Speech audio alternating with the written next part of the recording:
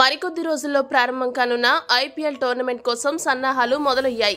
Cricket అభిమానులు కూడా ఈ టోర్నమెంట్ ఎప్పుడెప్పుడు ప్రారంభమవుతుందా అని వేయి కళ్లతో ఎదురు చూస్తున్నారు. అయితే చాలా మంది అభిమానులు మాత్రం ఈ ఐపీఎల్లో ఒకే ఒక ఆటగాడి కోసం ఎదురు చూస్తూ ఉన్నారు. అతడే రిషబ్ పంత్. గతేడాది కారు ప్రమాదంలో తీవ్రంగా గాయపడి అప్పటి నుండి క్రికెట్ కు దూరమైన రిషబ్ పంత్ ఈసారైనా ఐపీఎల్లో అడుగు పెడతాడని ఆశతో ఉన్నారు. దీనిపై ఇంతవరకు ఎటువంటి స్పష్టత లేదు. పంత్ అసలు కోలుకున్నాడా? ఒకవేళ కోలుకుంటే ఎప్పటికి సిద్ధంగా ఉంటాడు అనే విషయాలు అభిమానుల్ని తొలిచివేస్తున్న సమయంలో ఢిల్లీ క్యాపిటల్స్ జట్టు డైరెక్టర్ సౌరవ్ గంగూలీ పంత్ ఆరోగ్యంపై కీలక సమాచారం ఇచ్చాడు.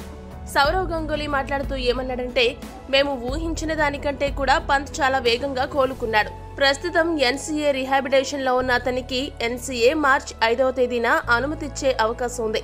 అదే గనుక జరిగితే మార్చి 22 నుండి ప్రారంభం కాబోయే ఐపీఎల్లో పంత్ పాల్గొంటాడు.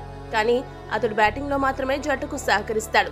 వికెట్ కీపర్ గా అతడు బాధ్యత నిర్వహించే అవకాశం అయితే లేదు. అతనికి బదులుగా జట్టులో ఇతర వికెట్ కీపర్లు చాలా మంది ఉన్నారు.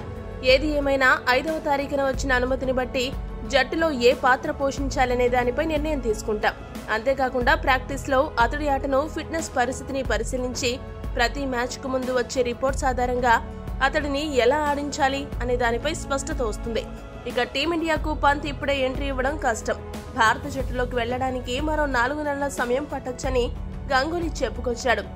ఈ వీడియో గనక మీకు నచ్చినట్టయితే లైక్, షేర్, కామెంట్ చేయండి. మరిన్ని స్పోర్ట్స్ అప్డేట్స్ కోసం మా ఛానల్ సబ్స్క్రైబ్ చేసుకోండి.